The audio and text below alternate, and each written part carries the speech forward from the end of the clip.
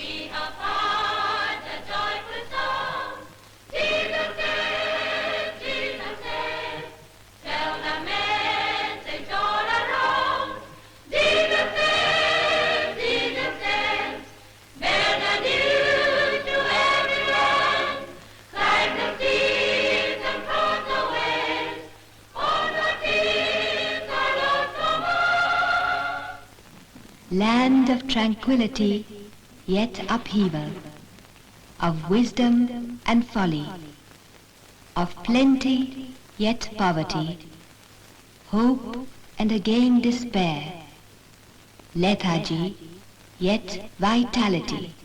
The very name Mizo Hills is alluring and provoking.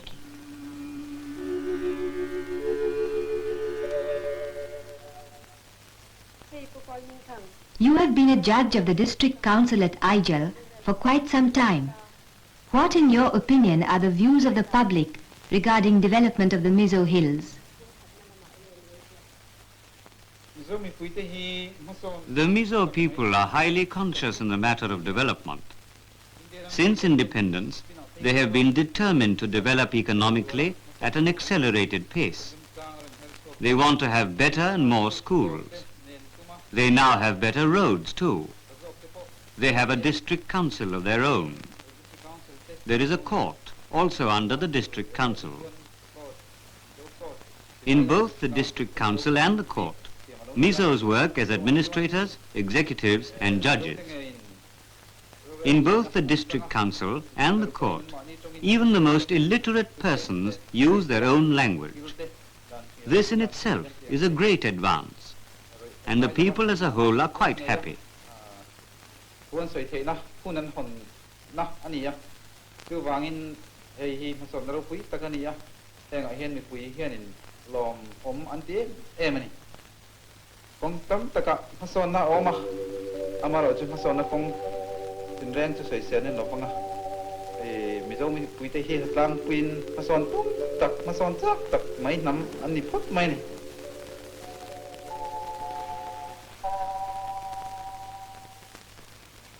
For the uplift and development of the Mizos, what steps do you suggest should be taken? The Mizos have a great desire for the kind of progress which is being achieved in other places. They need facilities for higher studies, especially science. Longer and better roads, better hospitals are also needed. Setting up of industries will help in development. We need more employment opportunities. When the dry season comes, water scarcity is great, and it is necessary for the government to arrange more water for the people.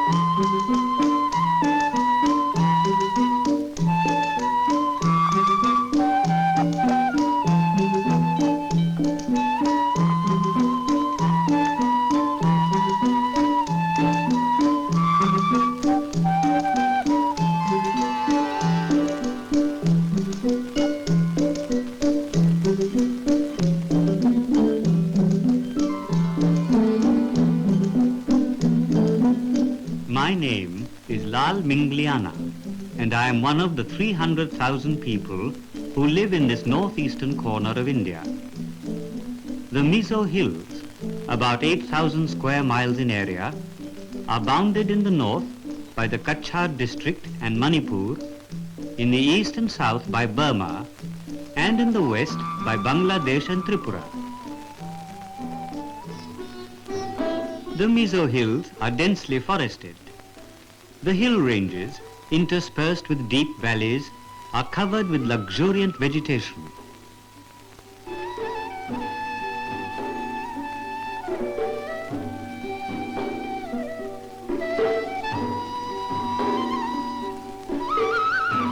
Amid this magical landscape, we hill communities build our homes on the tops of ridges. Hence the word Mizo, he who dwells on the hills.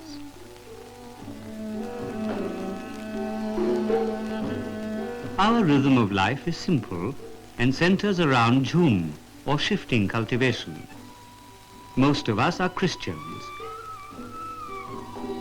We also have in the Mizo Hills the Buddhist Chakma and various groups with their traditional faiths.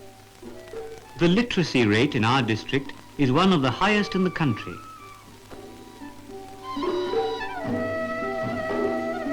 Across this rich tapestry of hills and dales, one can see the interplay of east and west.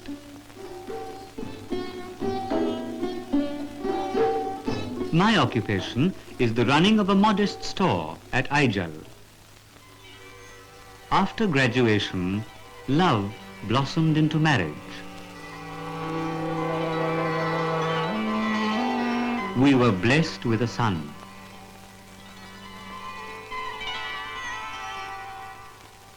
Kalawag sir ni hey engine na khoi tur sir regional officer kania directorate field publicity aming la leng le dani.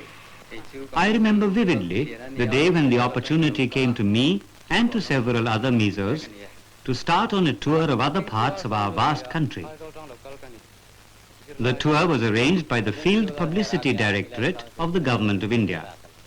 Kalome ke su sai thang chongi ai zo la tang local kania dirti tu kania ke chu vanal ku nga ai zo zar kon ve nga tang local kani zo mi ne ni kania ai zo la tang local kani ke chu lal bek tha kania lung le tang local kania high school dirti tu kani lal zom le kania ai zo tang local kani Kaping chu ardinga lalom zolipa lungle tang local kani ramoi kania sarang tang local kani ke ro khuma lungle tang local kania te kon Christian high school dirti tu kani ke chu ai zo college lecturer kania kaping chu peter lian le ya ani deng thai kania ai zo la high school dirti tu kani I am Nuri Ralte, a teacher at a mission school in Aijal. We gathered at Silchar, where we got to know each other.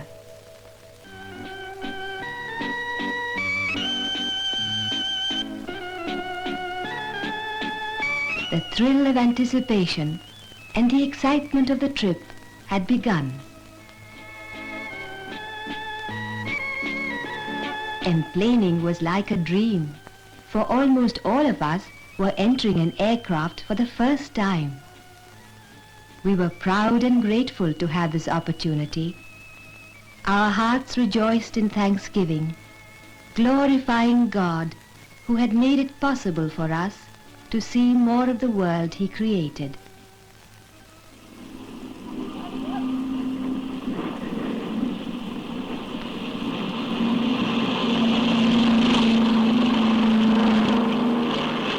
It was a thrilling moment when I was smoothly lifted up from the earth. The universe of space embraced me, swallowed me up. But my thoughts drifted back home.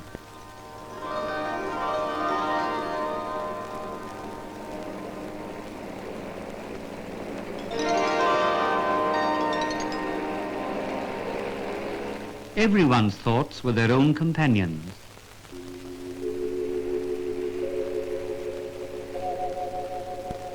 Upon the fertile loom of thought, we wove our fancies. I found myself on land in Guwahati. We greeted nature's radiant eye high in his chariot from the balcony of Hotel Sunrise. The rickshawalas were completely unaware that I was curiously viewing them.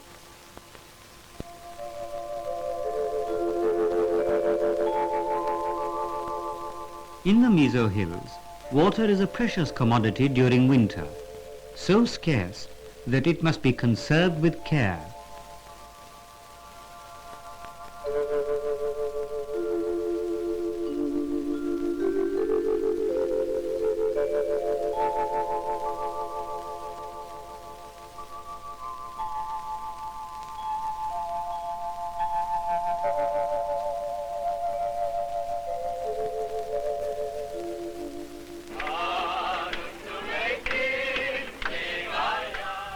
We set out to explore Guwahati, Assam's ancient city, singing all the way.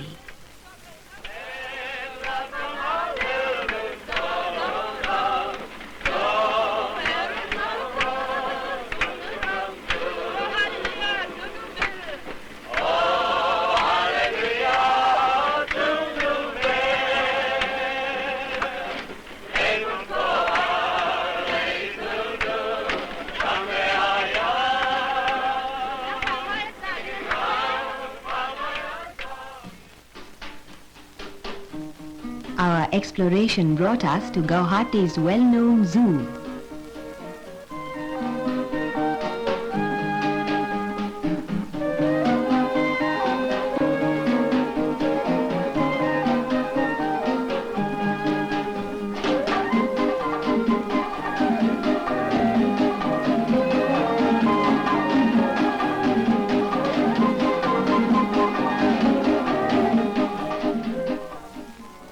Dispersing light from afar, the sun smiled on the church spire.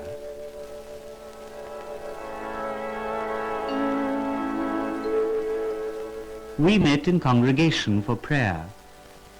Each did not pray for himself alone. Jesus Christ wished each to pray for all, since he in his single person had suffered for all.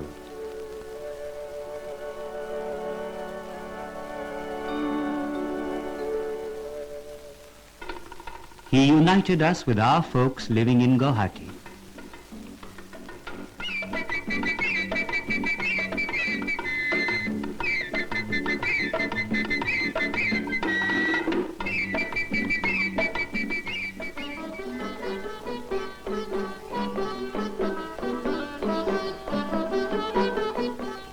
We were now on the road to Darjeeling, the queen of hill stations. The road proceeded up a steep, barren hill in a series of hairpin bends.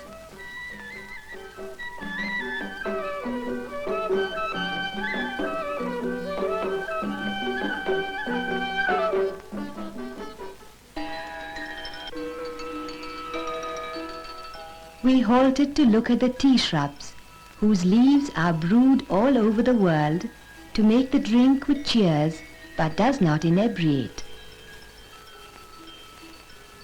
As we continued climbing up, at every turn, beauty fresh and unspeakable revealed itself in a magnificent panorama.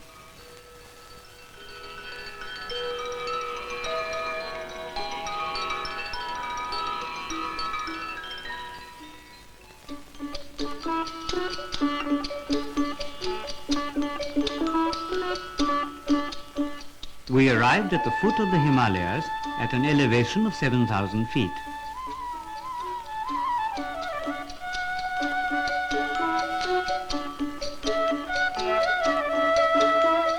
From the hotel, we saw mountains on mountains in clusters. Above them towered Kanchenjunga, the monarch of mountains, in a robe of clouds with a diadem of snow. Its solitude has remained unperturbed since the dawn of creation. There must be meaning on the faces of the majestic mountains and precipices hung with glaciers. Their utterance we could not comprehend, but we knew that there was God behind them.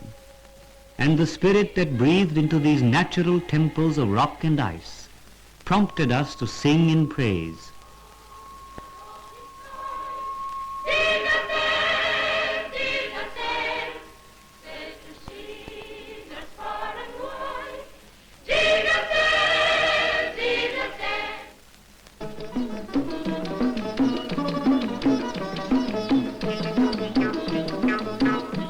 When we went to the Mountaineering Institute, we were welcomed by the Sherpa hero of Everest, Tenzing Norgay. Born and bred in the heart of the Himalayas, he has a special kinship with the Magic Mountains.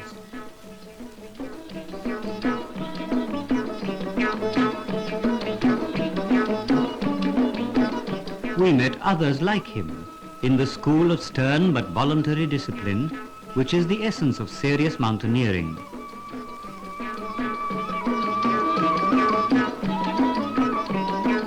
These aspirants had found enchantment in a sense of vast spaces and something of eternity, in the joys and risks of scaling dizzy heights. In the settlement of Tibetan refugees, we were greeted in traditional style. The presentation of the scarf was a token of friendship. Our country, in spite of her own problems, welcomed them hospitably when they trekked over the high passes seeking refuge from oppression.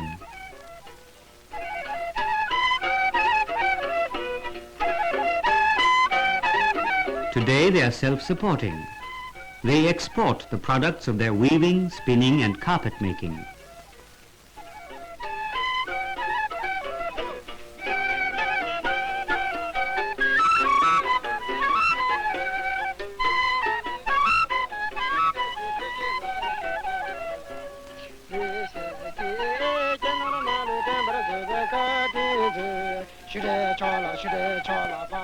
The women and children joined us where Tibetan dancers whirled around, some of them in weird masks, accompanied by cymbals, thundering gongs and sharp cries.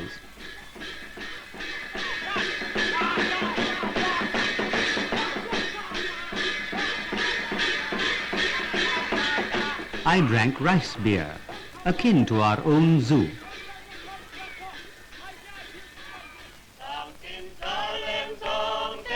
We reciprocated by singing about our tribal history, achievements and philosophy.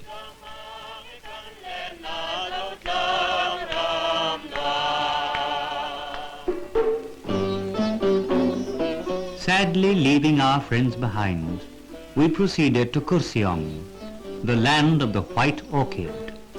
And along the looping, winding pathway, our jeeps were equipped with shock absorbers, most of which were the passengers.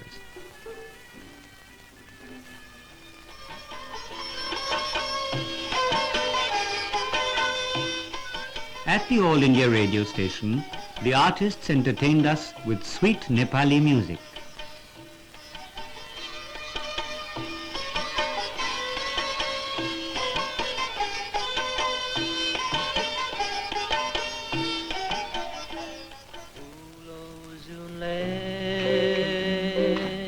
Playing the guitar, my natural instinct found an outlet.